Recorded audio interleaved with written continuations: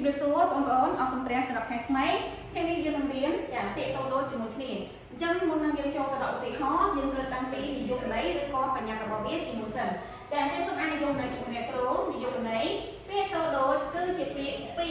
រឬច្រើនដែលមានសូរដូចគ្នាតែ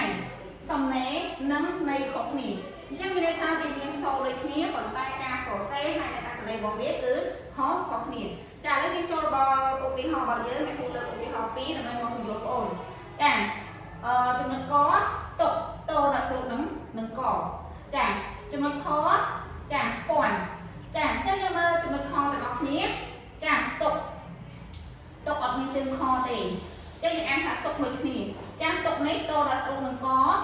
ចាជើងខក៏យើងអានថាតុកដូចគ្នាចាអានដូចគ្នាចាវាថាសូររបស់វាគឺដូចគ្នាប៉ុន្តែការសរសេរហើយនឹងន័យខុសគ្នាអញ្ចឹងយើងមើលតុកខាងលើនេះខ្លះពាក្យរបស់វាគឺជាកិរិយាអញ្ចឹងមានន័យថាដាក់អ្វីនៅទីណាមួយឲ្យបានគង់នៅចាឧទាហរណ៍ចាខ្ញុំទុកទូរស័ព្ទនៅលើតុអញ្ចឹងចាទុកនៅទីនេះគឺទុកនឹងកតោដាក់ស្រុកនឹងកចាយើងចូលមកដល់តុកជើងខអ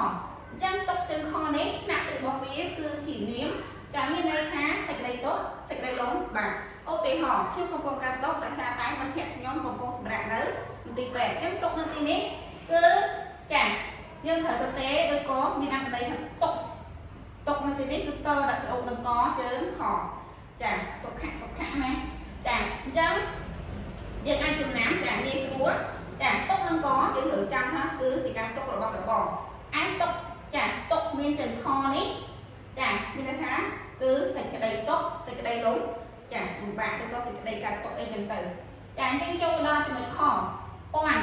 អញ្ចឹងពាន់ថ្នាក់ពីរបស់វាគឺបកតៈសង្ខាអញ្ចឹងបកតៈសង្ខានេះមានន័យថាគេសំដៅទៅលើចំនួនអញ្ចឹងយើងអាចសរសេរមួយទៀតចាថ្នាក់ពីរបស់វាគឺជាគុណនាមចំនួនអញ្ចឹងមានន័យថាចំនួនចា110ដងចាឬក៏100គុណនឹង10អញ្ចឹងវាចាស្មើនឹងណាចាស្មើនឹង1000ឧទាហរណ៍ខ្ញុំមានគោ1000ក្បាលខ្ញុំមានមាន់1000ក្បាលខ្ញុំមានលុយ1000រៀលចាយើងចូលដល់ពាន់នេះចាអញ្ចឹងពាន់នេះយើងអានដូចគ្នាចាប៉ុន្តែការសរសេរហើយនឹងថ្នាក់ពាក្យរបស់វាខុសគ្នាអត្ថន័យក៏ខុសគ្នាដែរចាពាន់នេះថ្នាក់ពាក្យវាជាកិរិយាអញ្ចឹងមានន័យថាតាក់ស្វាក់ពាន់លើនេះឧទាហរណ៍នេះពាន់កន្ទុយគ្នាចាឧទាហរណ៍មួយទៀតចាពាន់គំនិតអញ្ចឹងពាន់គំនិតនេះមានថាការគិតរបស់យើងគឺចាគិតការគិតផ្សេងគ្នា